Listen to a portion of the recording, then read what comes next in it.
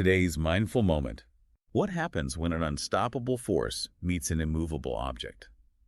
And we always think about like superheroes, or maybe some kind of philosophical debate. But today, we're looking at a historical event where that clash had really deadly consequences. The 1984 IRA bombing of the Grand Hotel in Brighton.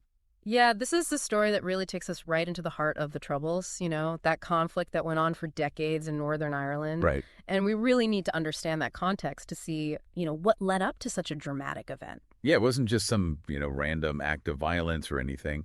This was aimed at the very top. The British government, Prime Minister Margaret Thatcher and her entire cabinet. And Thatcher's personality plays a huge role here. Yeah. She took an incredibly hard line against the IRA, refused to even recognize them as political prisoners, which really just poured fuel on the fire. So she basically saw this as a war on criminals and not, a political conflict. Yeah, you could say that. Wow. I mean, that must have had a massive impact on how both sides approached this situation. Absolutely.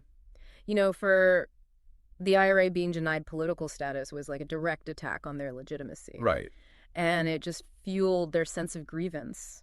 It's really crucial to understand that, many in the IRA saw themselves as freedom fighters, struggling against British occupation. And then there were the hunger strikes of 1981. Oh, yeah. A really desperate and tragic chapter, in the conflict. Absolutely. Didn't those strikes kind of solidify both Thatcher's resolve and the IRA's commitment to their cause?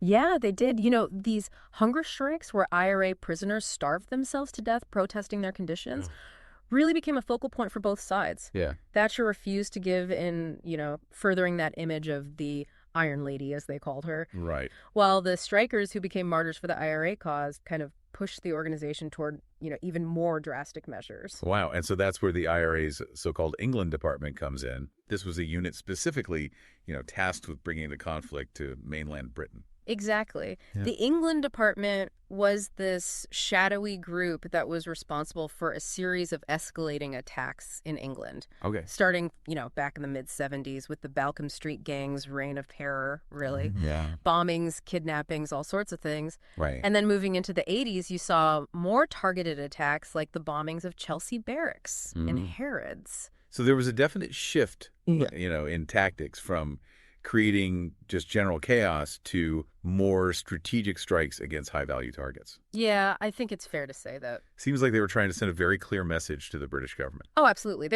The IRA wanted to demonstrate their capability to strike at the heart of Britain, Right.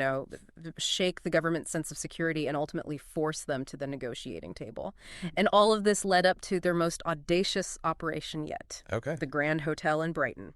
And at the center of this plot is Patrick Magee.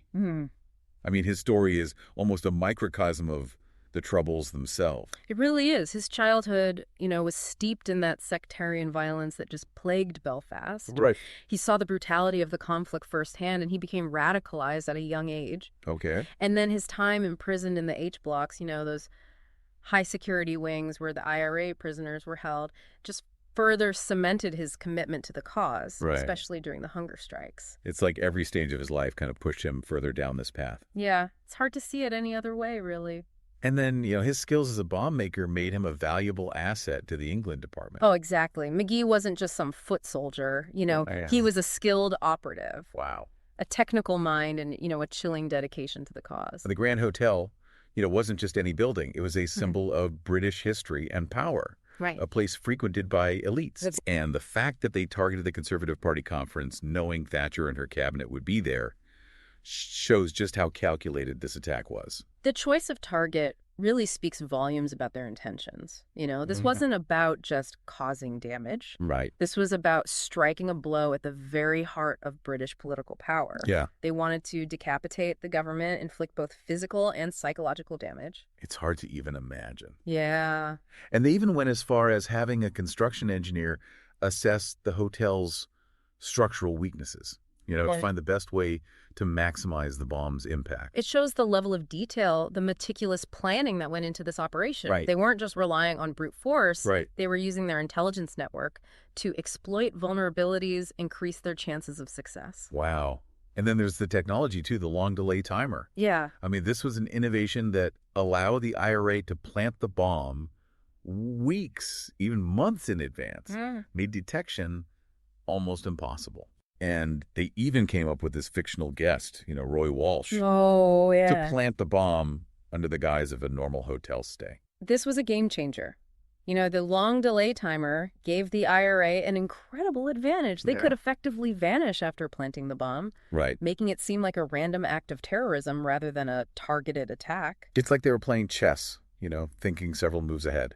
That's a really good analogy. The IRA was playing a long game, meticulously planning and executing their operations with a level of sophistication that often caught the British authorities off guard. Wow. And so in the early hours of October 12th, 1984, that meticulously planted bomb detonated, right, ripping through the Grand Hotel, causing utter chaos. It's hard to imagine. 5 people were killed, including a conservative MP's wife, and many others were injured. Yeah, it's just tragic. The images of that devastated hotel are still shocking to see even today. It's crucial to remember the human cost of this attack.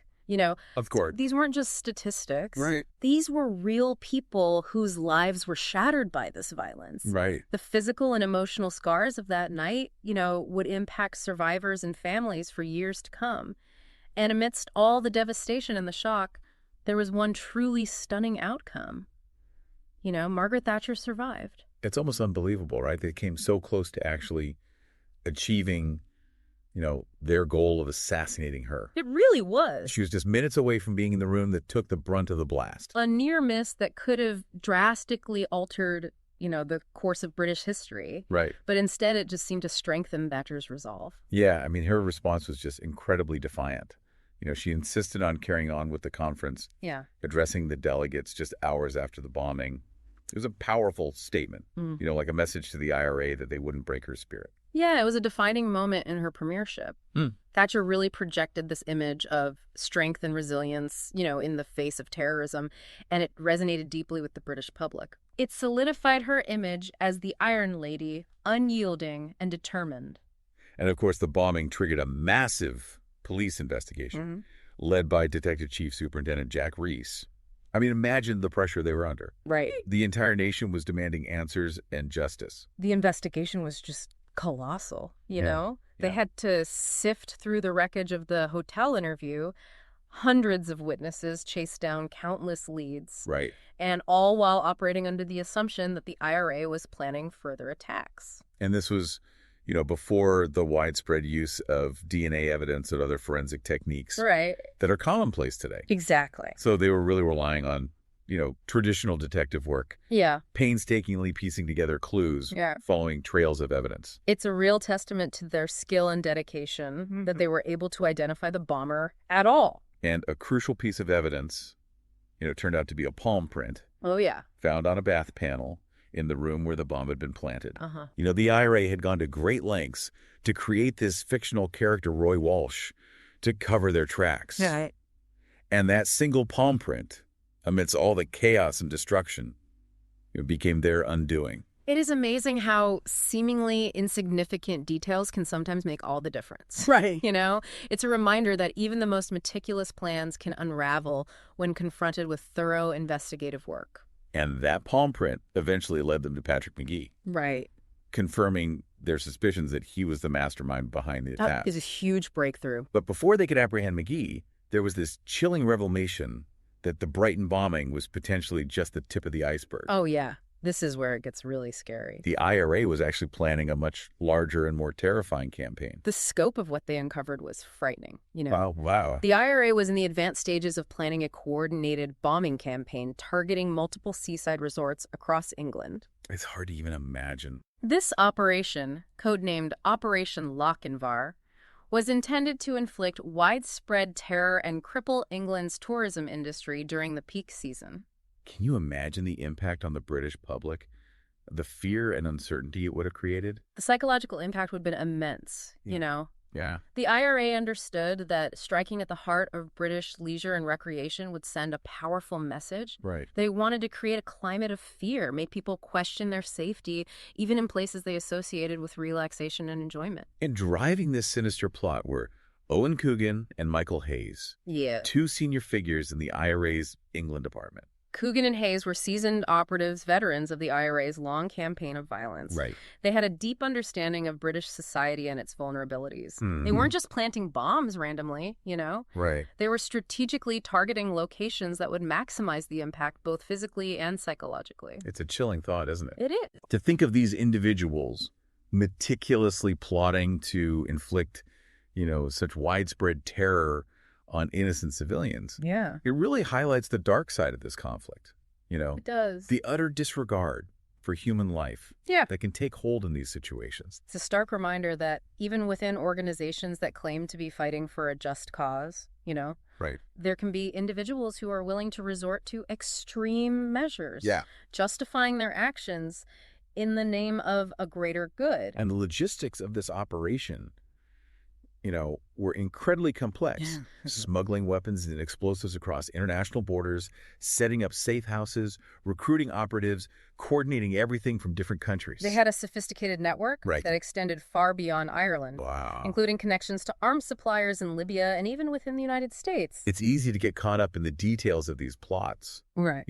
But we can't forget the very real human cost of this conflict. Right. We've talked about the victims of the Brighton bombing, but there were countless others whose lives were tragically cut short or forever altered by the violence. Yeah, on both sides of this conflict. Yeah. It's crucial to remember that behind the headlines and the political rhetoric, there were real people whose lives were destroyed by this conflict. Right. Families torn apart, communities shattered, generations left to grapple with the trauma and the legacy of violence. One particularly harrowing story, that stands out is the assassination of Lord Mountbatten in 1979. Oh, yeah. Lord Mountbatten, a cousin of Queen Elizabeth and a respected figure in British society, was killed along with 3 others, including his 14-year-old grandson. Tragic. When the IRA bombed his fishing boat off the coast of Ireland.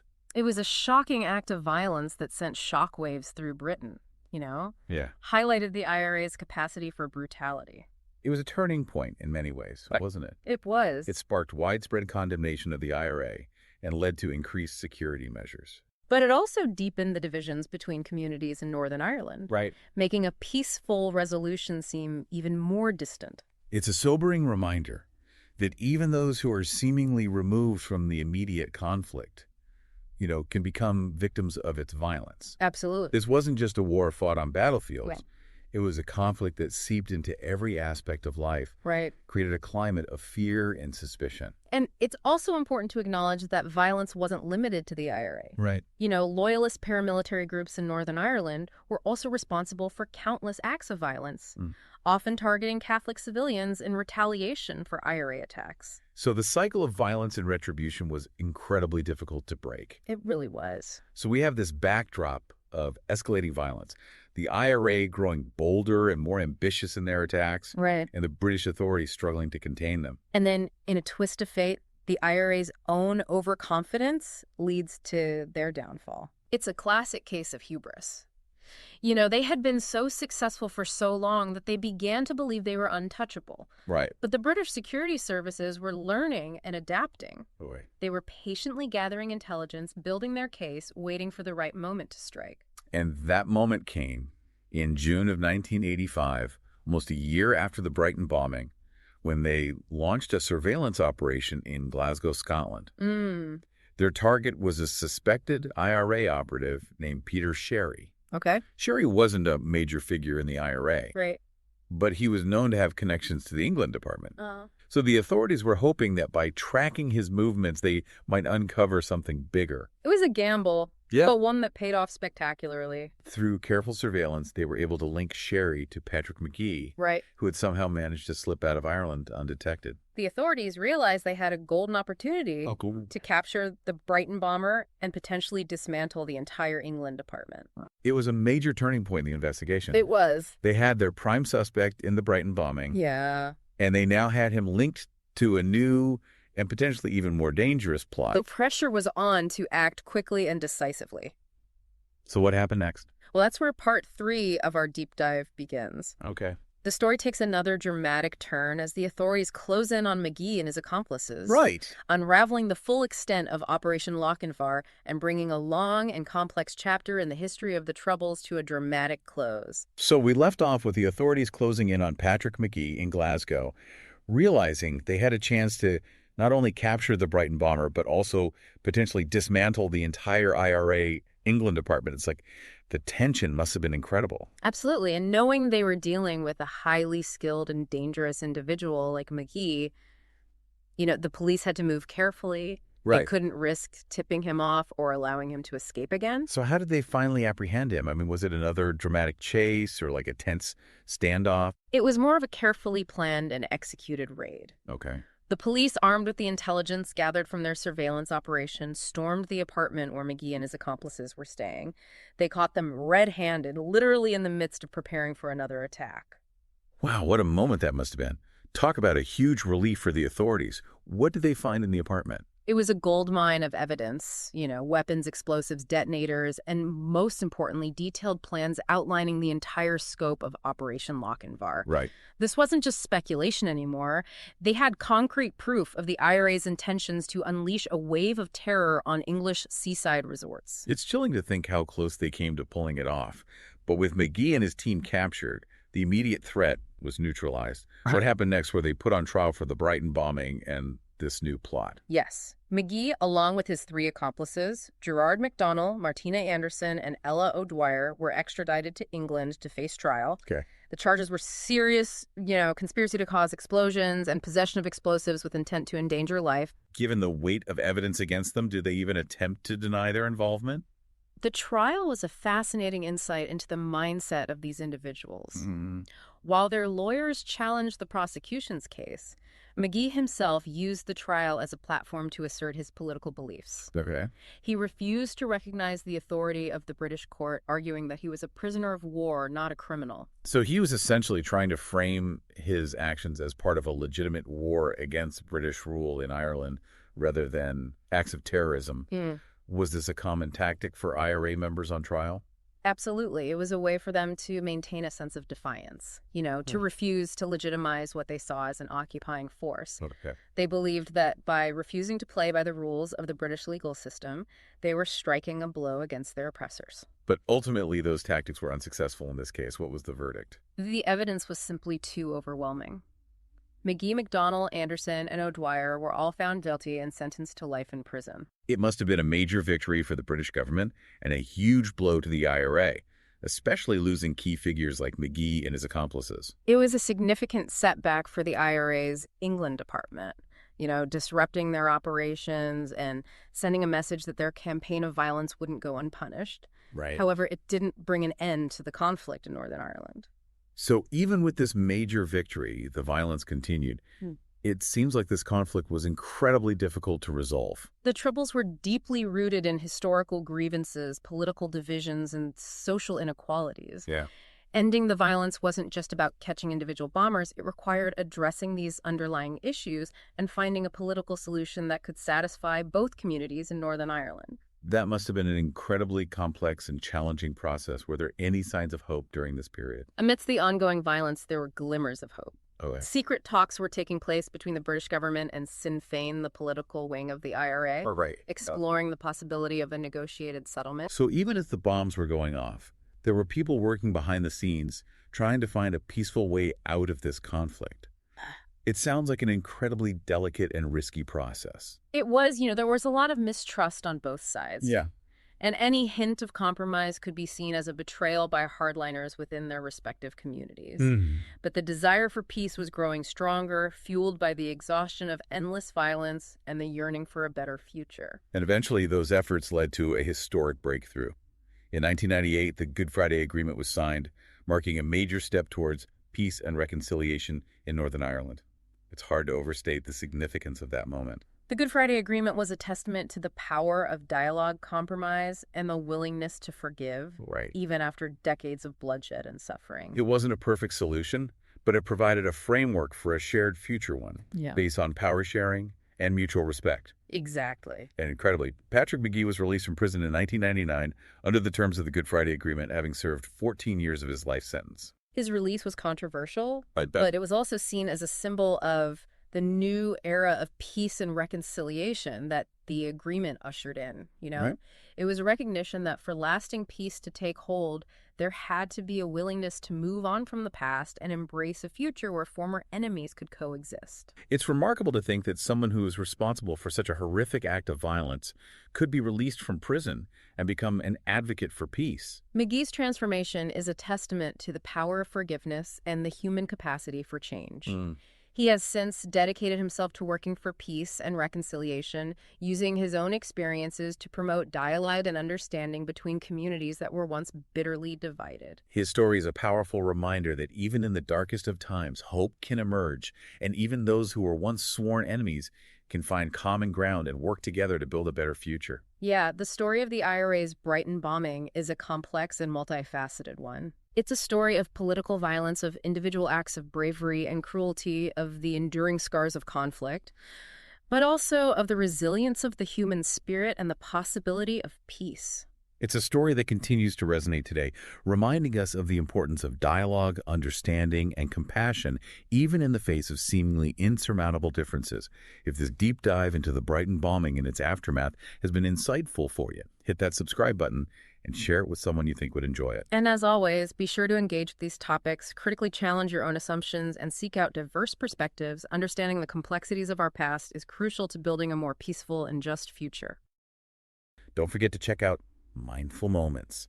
Nourish your mind on the go. Yeah, you can find a link in the show notes. Mindful Moments is full of bite-sized episodes like mini deep dives into science, philosophy, history, and art. It's perfect for keeping your mind active while on the go. And make sure to subscribe so you don't miss out on our next adventure in knowledge. Until then, keep those brains buzzing.